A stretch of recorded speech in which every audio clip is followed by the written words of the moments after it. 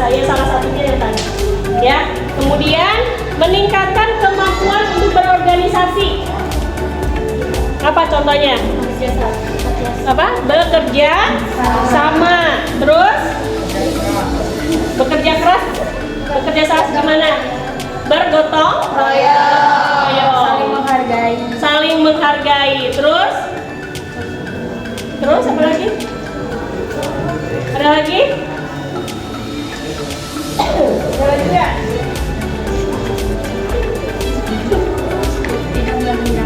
Tidak? Iya. Kemudian meningkatkan kemampuan berorganisasi. Meningkatkan, contohnya apa? Meningkatkan kemampuan berorganisasi. Contohnya yaitu kalian masuk ke dalam organisasi Intra sekolah. OSIS juga MPK. Apalagi? Mengembangkan dan mendorong potensi siswa untuk berprestasi di bidang kurikuler. Ekskul. Ini ekskul ya. Terus apa lagi? Menanamkan karakter kepribadian dan budi pekerti.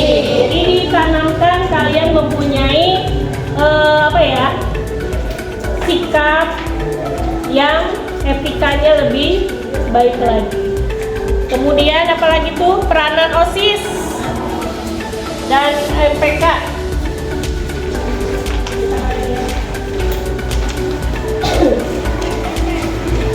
Sebagai motivator agar para siswa dapat berkembang.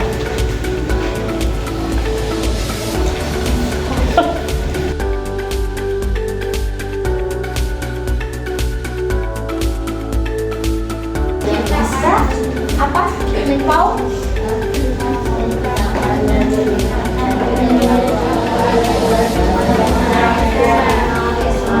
Menciptakan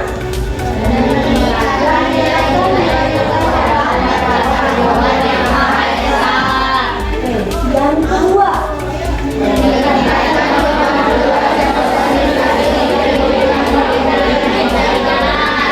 meningkatkan kemampuan berorganisasi. Yang ketiga,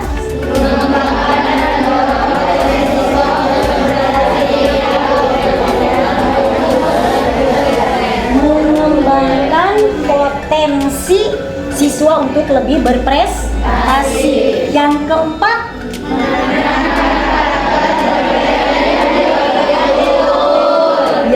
menanamkan karakter, kepribadian, dan budi pekerti. Oke, itu ada 4 misi.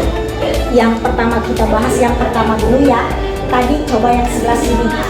Tadi yang pertama itu adalah meningkatkan nilai-nilai ketakwaan terhadap Tuhan Yang Maha Esa. Kira-kira contohnya apa sih? Sebelah sini dulu, sebelah sana dulu, jangan dijawab. Ini dulu. Kira-kira contohnya bagaimana? Tadinya bisa menjawabnya sendiri. Meningkatkan nilai-nilai ketakwaan. Contohnya bagaimana? Ada yang bisa mencontohkan? Ya, beribadah. Ada lagi? Apa? Toleransi. Ada lagi? Betul. Beribadah, meningkatkan ibadah. Sebagai contoh tentunya ya. Sebagai contoh, tauladan kalian terhadap teman-teman. Satu, beribadah. Kedua, toleransi. Ada lagi? Oke, sekarang yang kedua. Dari sebelah sini ya. Yang kedua tadi apa misi yang kedua? Meningkatkan kemampuan berorganisasi, pendidikan politik dan kepemimpinan. Meningkatkan kemampuan berorganisasi, pendidikan politik dan kepemimpinan. Kira-kira contohnya seperti apa? Ada yang bisa cepat angkat? Bimbingan rohani, pelaksanaan ibadah, peringatan hari besar. Ada lagi? Ini ada kaitannya dengan berorganisasi. Berarti selain pembiasaan sholat duha, ada lagi Keputrian. ada lagi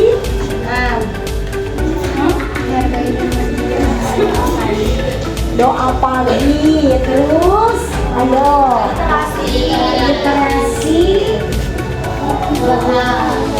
Sekarang pembiasaan buka ya. Oke, terus tadi kata Devita apa, Devita? Jawabannya yang pertama Bimbingan rohani. bimbingan rohani, pembiasaan sholat duha. Itu masuknya ke ketakwaan apa ke organisasi? Lalu kalau organisasi apa sih? Organisasi yang ada. Ya. Ayo, ada yang bisa menjawab? Sebelah sini. Ada lagi yang bisa menjawab?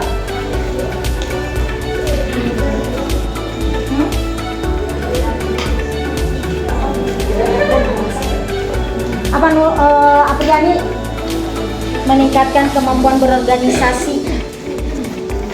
Betul tadi. Siapa namamu sayang? Bisa. Iya, bisa. 8 C. Oke.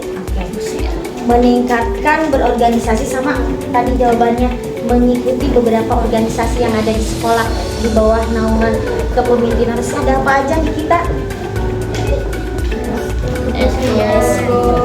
Mulai dari ada pramuka, paskibra, PMR, Polisila, terus ada marching band, lalu Taekwondo. Ya, meningkatkan kemampuan berorganisasi selain posisi nanti ya yang ada di lingkungan kita. Oke, yang ketiga mengembangkan dan mendorong potensi. Ada yang bisa mencontohkannya apa di misi yang ketiga? Mendorong dan meningkatkan potensi.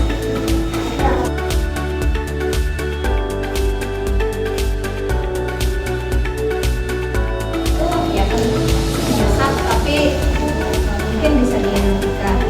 Tidak penting, tidak mendesak. Misalnya apa? Beli penghapus dulu gitu ya. Nanti kalau sudah selesai ya baru kamu beli, daripada ketinggalan ya jalan kakinya itu udah berapa? Udah lama.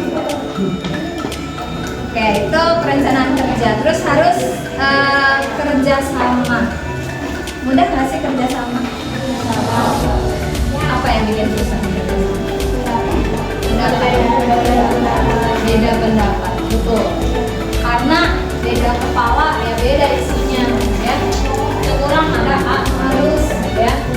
Cek itu B halus. Terus harus gimana? Ambil C, ya.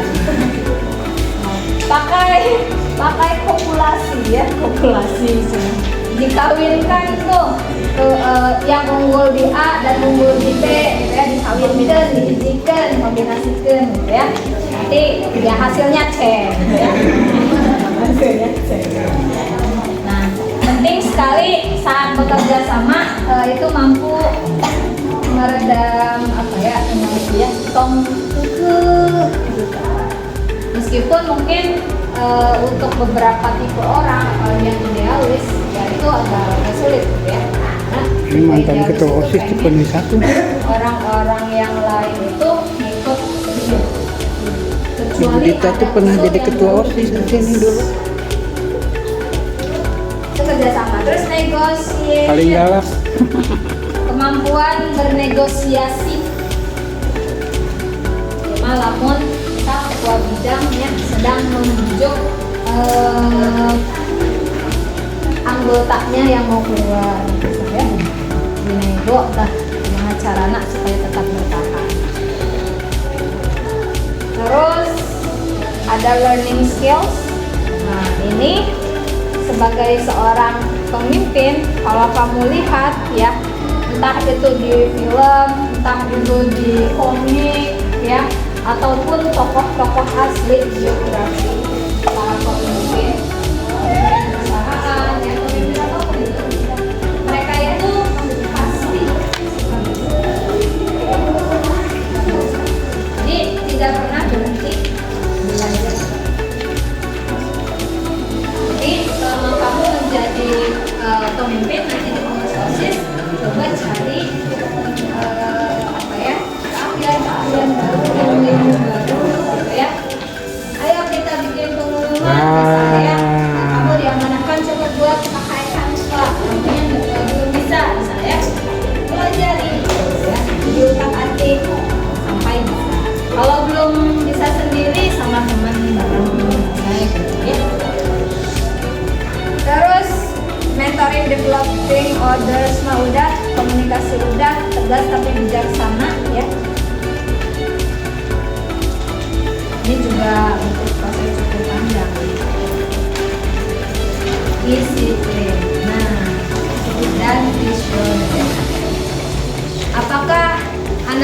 semua sudah merasa disiplin? Belumnya kenapa? Contohnya apa? Disiplin di rumah? Disiplin di sekolah? Seragamnya sudah selalu dimasukkan? Sepatunya sepatu hitam? Kaos kaki putih? Sudah. Ada yang pakai kaos kaki kuning? Kaos kaki kuning. Sabuk pakai? Ya setidaknya dari segi pakaian mas sudah sesuai. Ada yang harusnya kelas 8 yang punya masih kelas 7? Tidak. Gak apa-apa ya, kalau itu nanti bisa nyusul.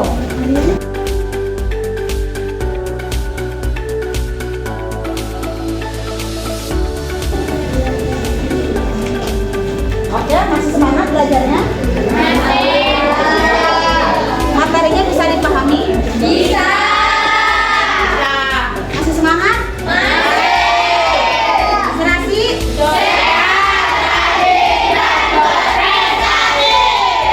Oke, semangat ya.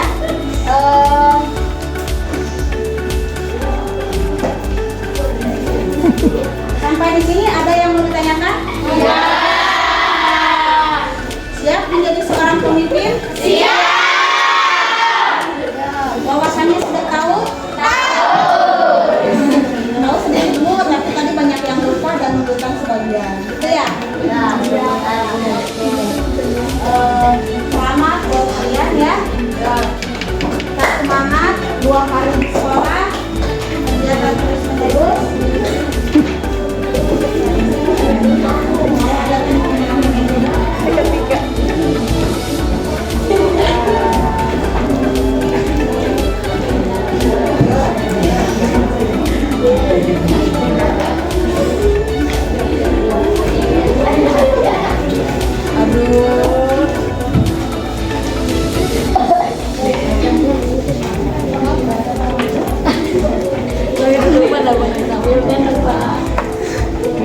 Ada yang mau tanyakan?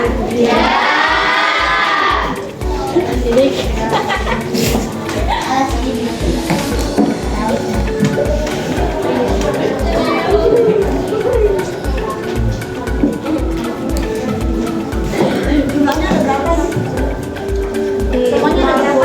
MPK?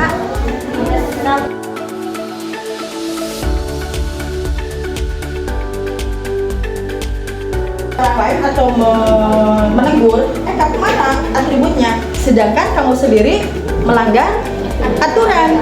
Mau nggak diikutin nggak sama itunya, sama siapa itu namanya, adik kelas atau kakak kelas yang lainnya tadi melanggar, diikutin nggak? Nggak akan, malah akan menyerang balik. Itulah seorang pemimpin. Jadi harus apa? Harus sesuai dengan apa yang kita lakukan, apa yang kita tegur, tetapi kita harus mawas diri. Apa yang akan kita ucapkan sama orang lain harus kita sudah mempunyai apa?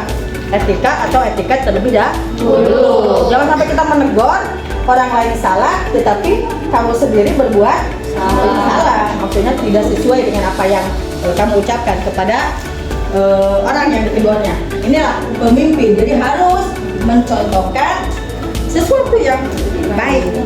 Kalau kita mau apa? Mau diikuti atau mau dihargai? Bayangkan dah kalau misalkan kamu tadi itu, kamu harus apa dulu? Harus berkaca dulu. Aku mau menegur apa nih sama si A? Lihat dulu. Misalkan mau menegur apa tentang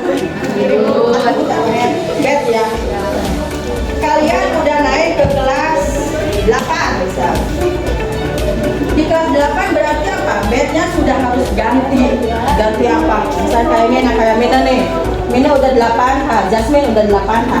Kalau misalkan bednya kelas 7H masuk kelas 7H, Jasmine negor ke kakak kelas atau ke kakak kelas, Kak, kok kamu belum ganti sih bednya, kan sekarang sudah kelas 9H misalkan. Tapi Mina sendiri melihat bahwa dia juga masih kelas 7. Coba bayangkan bagaimana kalau misalkan kita menegur seseorang yang akan kita salahkan, tetapi kita sudah salah duluan. Bagaimana coba reaksinya? Reaksi kita aja. Malu. Malunya tuh di sini. Atau kita juga di sini ya. Nanti majelis banget. Oke, ada etika berhubungan dengan sopan santun. Nurani ya. Mau ada orang atau tidak ada orang pun kita belajar beretika atau bersopan santun. Karena sopan santun bukan hanya menghargai orang lain, tetapi kita menghargai diri sendiri. Kalau etika tadi berhubungan dengan apa? Tata caranya. Tata cara kita menggunakan seragam. Kalau misalkan hari Senin memakai seragam putih biru dengan perlengkapannya. Jangan sampai hari Rabu apa? Batik. Saya mau pakai pramuka. Kecuali kalau tanggal 14. Seperti itu ya.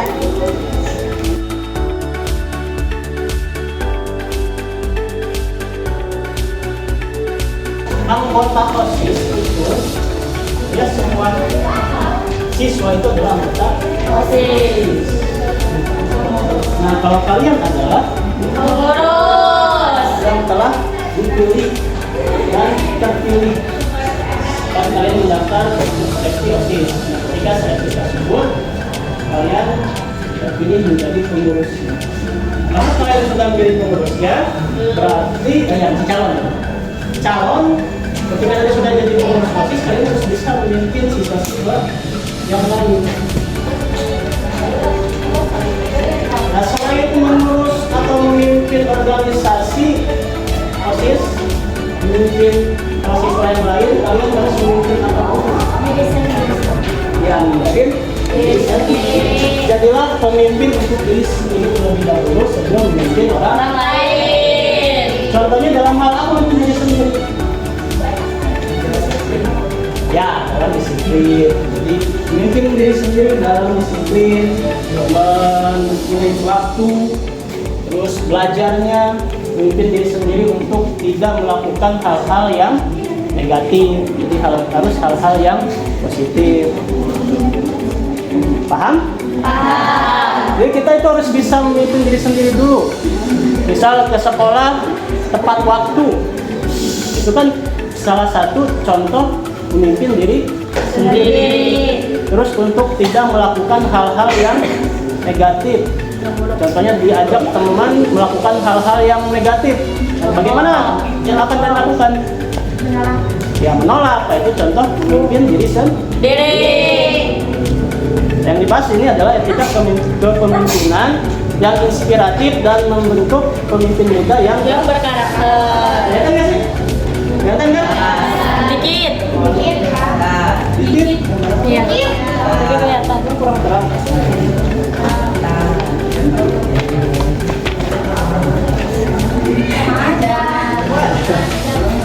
Itunya tabornya dah. Iya ya. Masa ini gelap sih nggak apa-apa. Nah, apa itu kepemimpinan? Tadi katanya kepemimpinan itu, pemimpin itu apa tadi? Inti dari Manajemen organisasi. Nah, di sini kepemimpinan adalah kemampuan untuk mempengaruhi dan mengarahkan orang lain untuk mencapai tujuan. Jadi kalian itu adalah calon-calon pemimpin.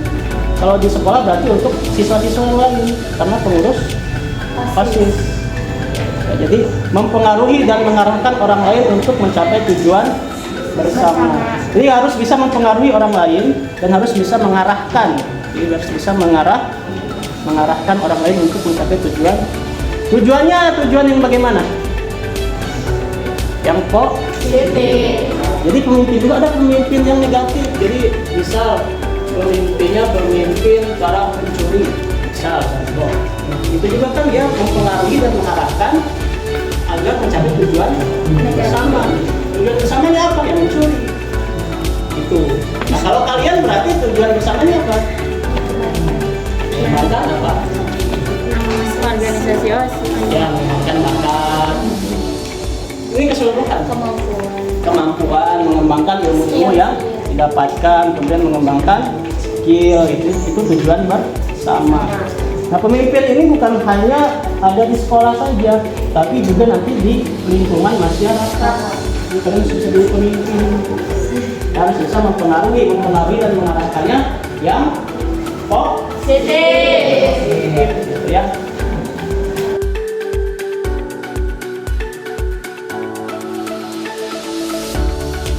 Misalnya rasa empati Wilma kepada anggota, misalnya contohnya seperti apa?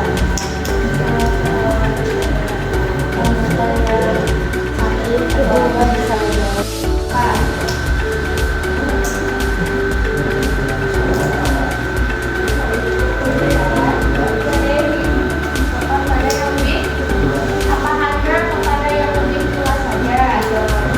Saya bisa kepada semua. Terus apa lagi? Ya. Udah itu saja. Sekretaris OSISnya siapa? Sekretarisnya. Oh belum, baru ketua sama wakil aja.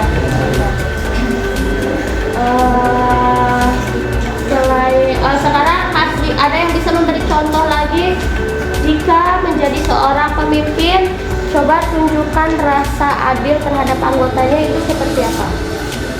Adil, ya. Tidak membeda-bedakan. Si Amang ngasih tugasnya yang gampang, Ya. si Ima yang lebih berat. Ya. Jadi harus Seimbang ya. Terus jika menjadi seorang pemimpin itu harus jujur. Coba sebutkan contohnya. Ada yang bisa memberikan contoh? Jujur.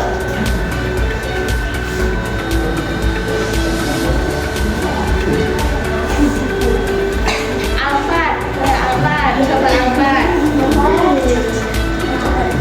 Kita jujur. Gimana jujur? Lihat itu OSIS itu.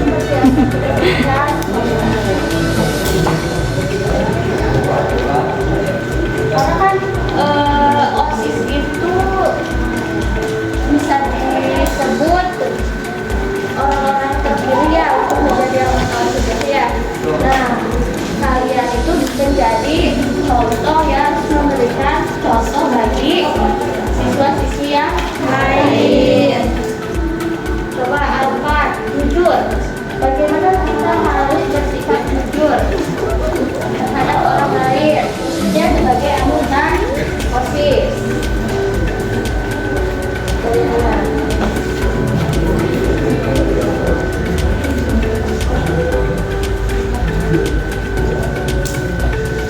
Ada yang bisa menunjukkan jujur. Sama ya, jika jadi bendahara, ya, kita jadi bendahara. uang dari hasil uang kas tidak dipakai. Terus Nah, uang kas tadi nyambung dengan yang transparan ya. Jika kalian terpilih menjadi bendahara OSIS, maka kita harus transparan. Nah, apalagi soal uang ya, uang kas. Biasanya suka ada uang kas ya, OSIS suka ada uang kas. Nah, di Dansos ditulis berapa jumlahnya biar diketahui oleh semua anggota ya, diketahui oleh semua anggota. Nah, itu disebutkan. Terus tadi pemimpin harus bertanggung jawab.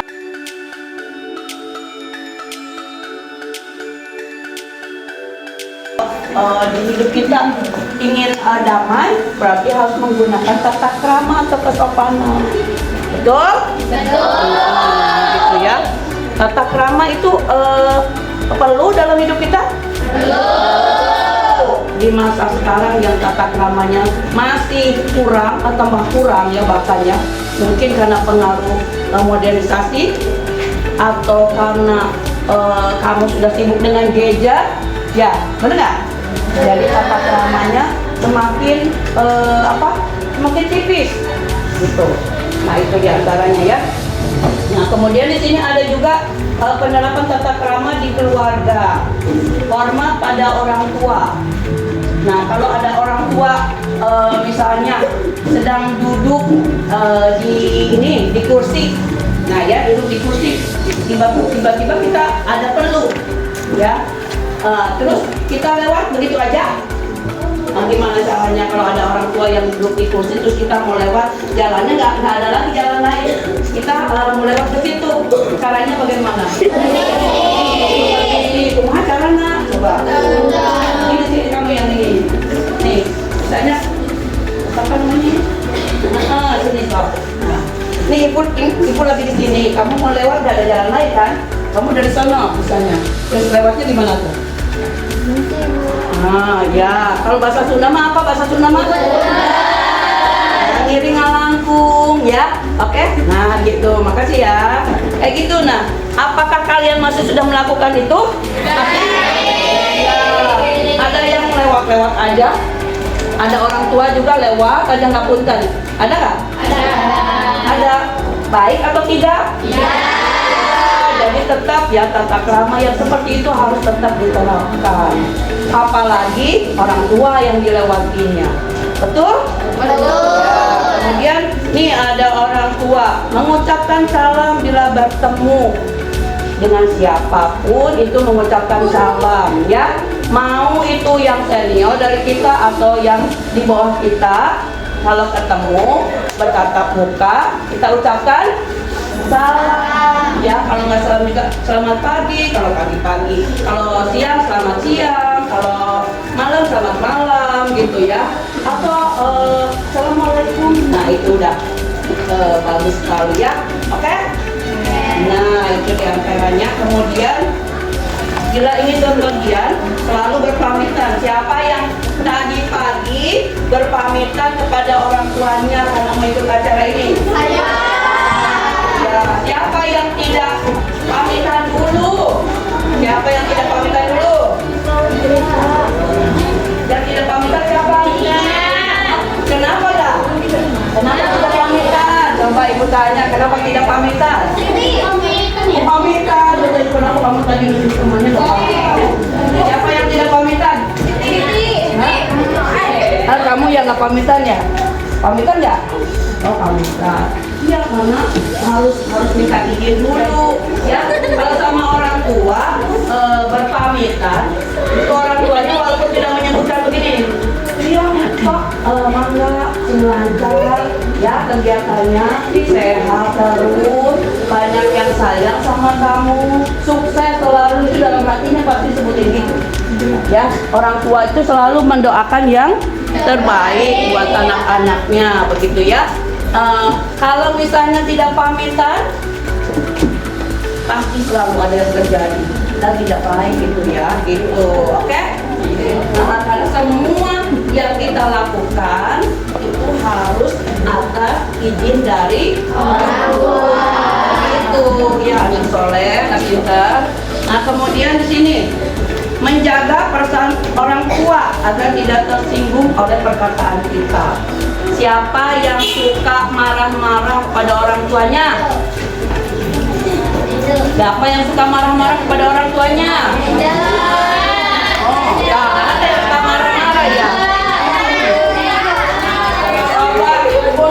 Kalau kamu lagi main HP nih, coba perhatikan lagi main HP nih ya. Mantap, gue lagi main HP tuh, ya.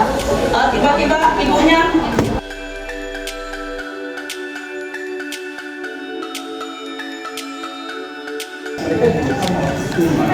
yang di sini adalah calon sekarang masih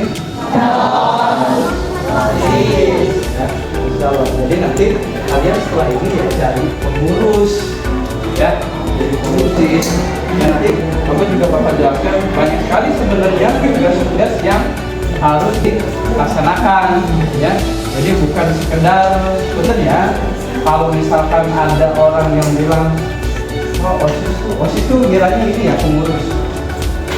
OSISnya bangun sekolah. Sudah ada yang tahu nggak? Pak. Ya ada ya. Ada yang bangun sekolah. Ya. Kenapa disebut bangun sekolah?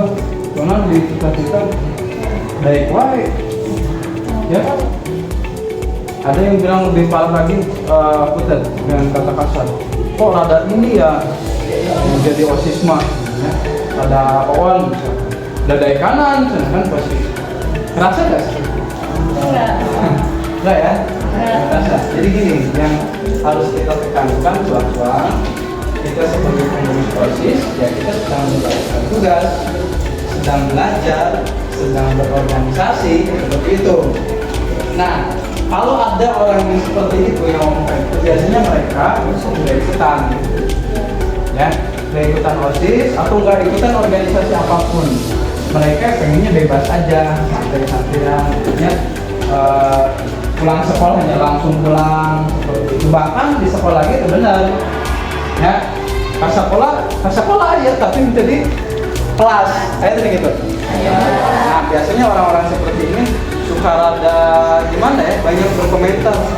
Kenal nanti aktif kalau itu cara rapi ya. Justru malah kalau misalkan sekolah itu nggak ada pengurus OSIS, apa yang terjadi? Hancur juga. Benar gitu hancur. Apa kira-kira yang terjadi? Berantakan nanti ya, sekarang berantakan. Program-programnya Tidak berjalan. sulit untuk terlaksana. Ya, bisa terlaksana tapi sulit. Ya, contoh program apa yang bisa yang apa ya? Program yang butuh bantuan OSIS. Pensi butuh. Ya, kegiatan Agustusan hampir semua kegiatan sekolah yang berkaitan dengan siswa itu butuh namanya OSIS. Nah, ini mau mungkin ya guru-guru serangan, guru-guru gitu ya, anda menyiapkan berbagai kegiatan itu nggak mungkin. Ya, susah banget. Ya, karena banyak hal yang tidak bisa dipegang sama guru tersebut. Ya, maka dari itu butuh sekali sekolah ini pengurus OSIS. Makanya pengurus OSIS ini sangat berjasa. Ya, cuma memang tidak dapat. Ya, karena gimana? Karena kita posisinya berada di belakang layar.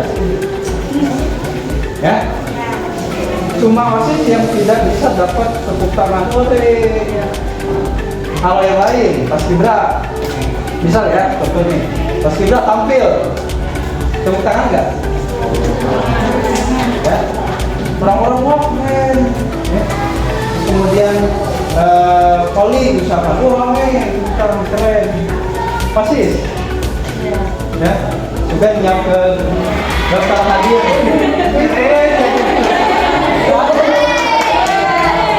Ya, tidak ada, kita nggak ada tepuk tangan buat kita. Ya, makanya ya anak-anak OSIS, MPK, orang-orang yang hebat luar biasa. Ya, benar-benar ikhlas lillahi ta'ala. Ya, tidak butuh tepuk tangan. Semua orang menjalankan tugas, terkadang menggunakan sarikali. Ya. Ini gimana sih? Tapi tidak apa-apa, di balik itu ya memang panik gitu ya ketika kita salah. Tapi kedepannya ini bakal jadi momen kalian, pengalaman kalian yang sangat berharga.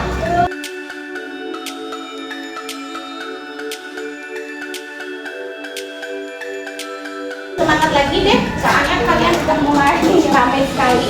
Udah. Oke, kita kayak tadi lagi ya. Tepuk semangat gimana tadi? Dang dang dang. Emang itu dulu. Dang dang dang. Ding ding ding. Dung dung dung. Dang dang dang. Ding ding ding. Dung dung dung. Se aha ma aha nga aha aha. Yes. Kembali fokus lagi ya. Ya. Barusan sampai ke struktur dan tugas pokok pengurus OSIS. Yang pertama di pengurus OSIS itu ada yang namanya ketua. Ketua OSISnya sudah terpilih? Sudah. Siapa? Ilma kelas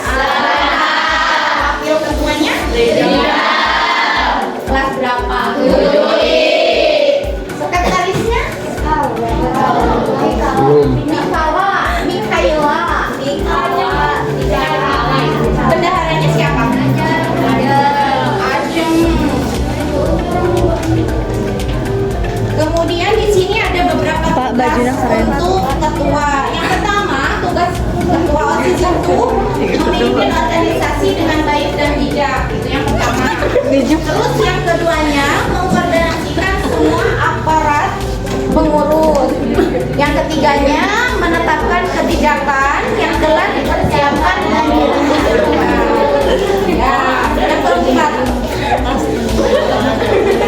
Yang keempatnya, memimpin rapat-rapat. Jadi tugas ketua itu cukup banyak ya. Di sini poin-poinnya ada 6 poin untuk ketua. Kemudian tugas untuk wakil ketuanya nih, yang pertama bersama-sama ketua menetapkan kebijakan. Nah, ibu punya pertanyaan dulu, gimana kalau antara ketua dan wakil ketua beda visi misinya?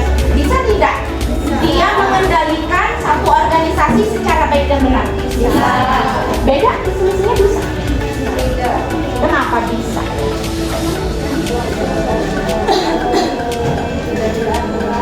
Apanya yang tidak benar, Cak? Jika misalkan ketua OSIS tujuannya nih mau ada kegiatan, tujuannya ini. Nah, si wakilnya tuh beda, dia tuh punya tujuan lain di balik terselenggaranya acara tersebut. Apakah keduanya bisa memajukan organisasi tersebut ketika tujuannya berbeda? Bisa tidak? Tidak. Bisa tidak? Ada dua, ada yang bisa, ada yang tidak. Yang bisa kenapa?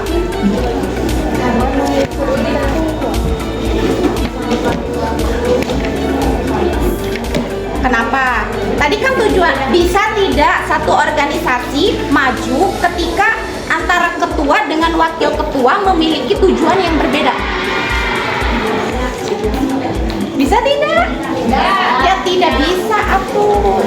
Antara ketua dan wakil ketua itu harus satu tujuan, satu visi. Misalkan ingin memajukan OSIS dan MPK dan SMP Cikoneng, itu harus sama. Ya, gitu. Nah, sekarang tugas dari sekretaris. Tugas dari sekretaris yang pertama, memberi saran dan masukan kepada ketua dalam mengambil keputusan. Jadi, kalau misalkan kalian jadi ketua itu tidak boleh memaksakan kehendak terhadap anggotanya. Jadi segala sesuatu yang diputuskan harus berdasarkan hasil musyawarah.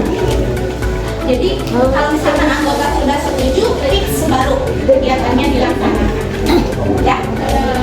Kemudian tugas sekretaris yang ketiganya menyiapkan atau mendistribusikan penyimpanan surat-surat seperti arsip dan lain sebagainya. Kemudian tugas yang keempat, menandatangani setiap surat. Berarti itu tugas dari sekretaris ya. Selanjutnya, bertanggung jawab atas administrasi organisasi. Kalau tugas dari wakil sekretaris itu ada 3. Yang pertama, aktif membantu pelaksanaan tugas sekretaris. Terus yang keduanya, menggantikan tugas sekretaris jika sekretaris berhalangan. Ya, yang ketiga, bersama wakil ketua memobilisasikan seksi-seksi. Ya, memobilisasikan seksi-seksi. Nah, selanjutnya di sini ada bendahara dan wakil bendahara. Kalau bendahara itu bertanggung jawab untuk memenuhi semua masukan dan pengeluaran.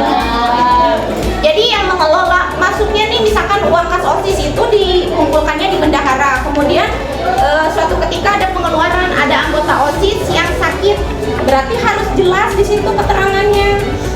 Pengeluaran 200.000 misalkan, bingkisan menengok anggota, jadi harus terperinci. Terus kalau misalkan ada kegiatan keluar, nah itu si kwitansinya harus disimpan oleh bendahara. Suatu saat kalau misalkan ada audit apa ya namanya, pokoknya penyinkronan antara dana keluar dengan dana yang masuk itu sama, jadi sinkron gitu. Itu salah satu tugas dari bendahara. Kemudian di sini bertanggung jawab atas inventaris dan perbendaharaan. Itu juga tugas dari bendahara. Misalkan dikasih fasilitas sama Iksantek, dikasih buku yang digunakan untuk mencatat pengeluaran dari OSIS berapa, pemasukannya berapa. Nah itu tugasnya itu adalah bendahara itu harus memelihara inventarisnya, jangan sampai hilang. Selanjutnya menyampaikan laporan keuangan secara berkala. Berkala itu berarti terus menerus ya. Jadi setiap pemasukan dan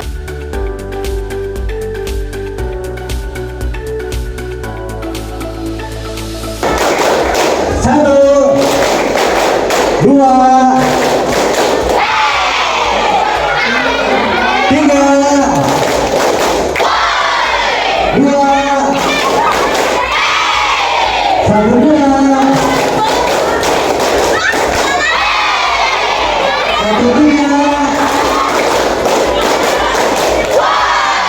satu, dua, tiga.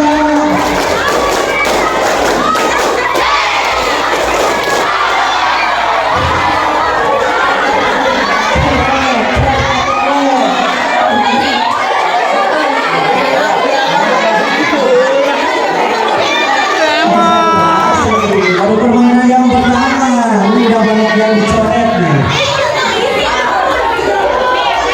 Ya, ini sudah mencoretnya sudah.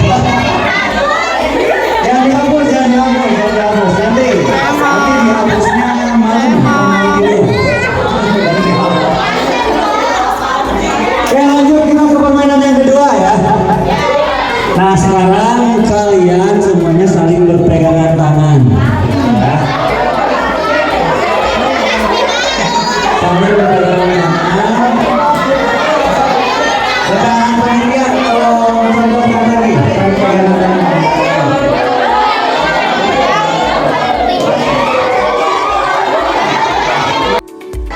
Sekarang instruksi dari Bapak, nanti Bapak akan mengucapkan angkat kedua tangan. Ya, ikuti tanpa pegangannya dilepaskan. Ya, ini kalau misalkan ada pegangan yang lepas, boleh. Ya. Kemudian instruksi selanjutnya turunkan kedua tangan. Turunkan. Coba contoh, angkat kedua tangan ke atas. Turunkan kedua tangan ke bawah. Angkat kedua tangan ke atas, turunkan kedua tangan ke bawah. Bawah sini. Gimana? Tangannya itu. Nggak bisa. Kena loh. Ya. Mau nutup muka gimana? Tangannya dipegang. Ayo. Mau nutup muka gimana? Tangannya dipegang. Ayo.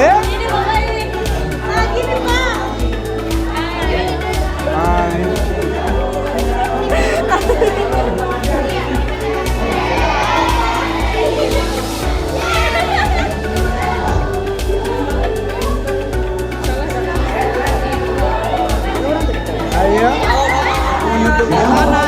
Tangannya dipegang. Ayo.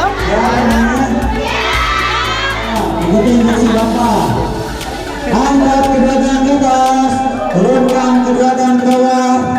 Biar lebih seru benar. Pas angkat tangan kedua tangan di atas sambil mengucapkan pas menurunkan kedua tangan ke bawah bilang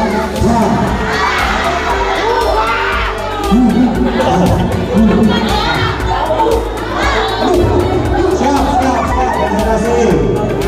Kata Angkat kedua tangan ke atas, turunkan kedua tangan ke bawah. Angkat kedua tangan ke atas, turunkan kedua tangan ke bawah. Angkat tangan kanan ke atas. Panitia boleh jalan menunjukkan. Panitia. Semuanya boleh.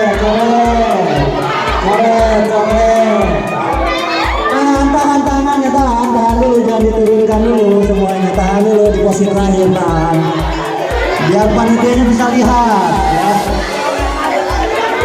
Sudah panitia, sudah?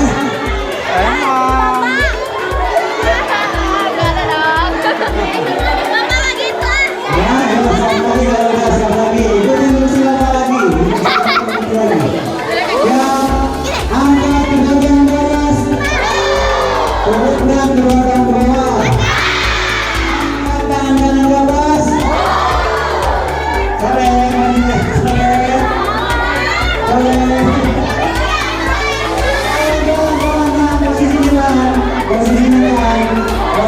tangannya tahan. Posisi tangannya tahan.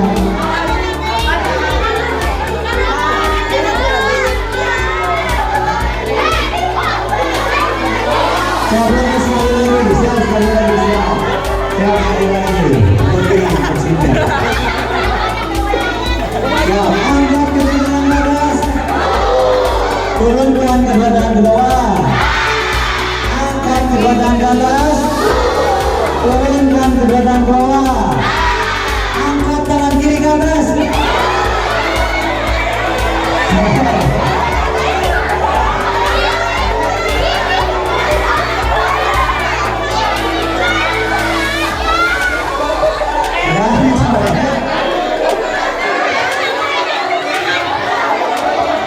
Tahan posisinya, tahan. Sudah panitia, sudah disampai. Tangan kiri, sore, jelaskan jalan.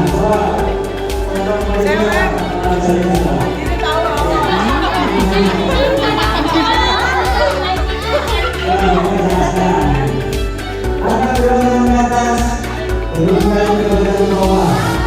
Angkat kanan ke atas.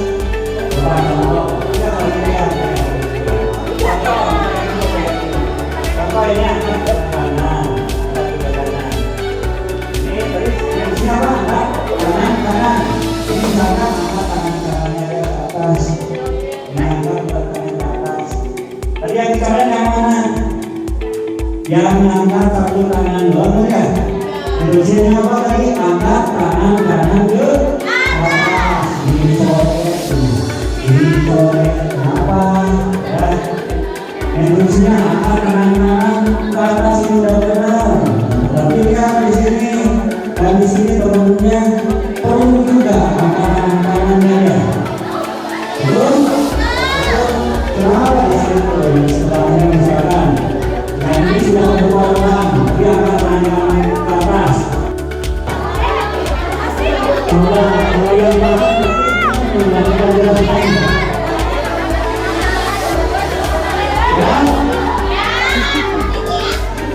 Angkat ke badan ke atas. Tangan ke atas, angkat. Turunkan ke badan ke bawah. Badan ke atas. Turunkan ke badan ke bawah. Angkat tangan kanan ke atas.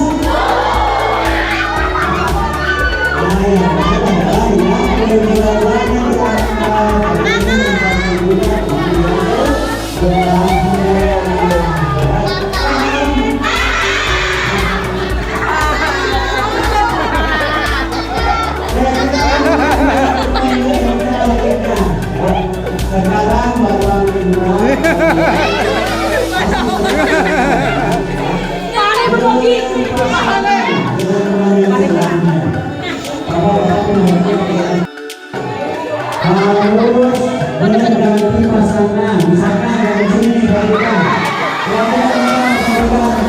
mengganti pasangannya dan balikan. Kalau misalkan yang mengganti pasangan, cari pasangannya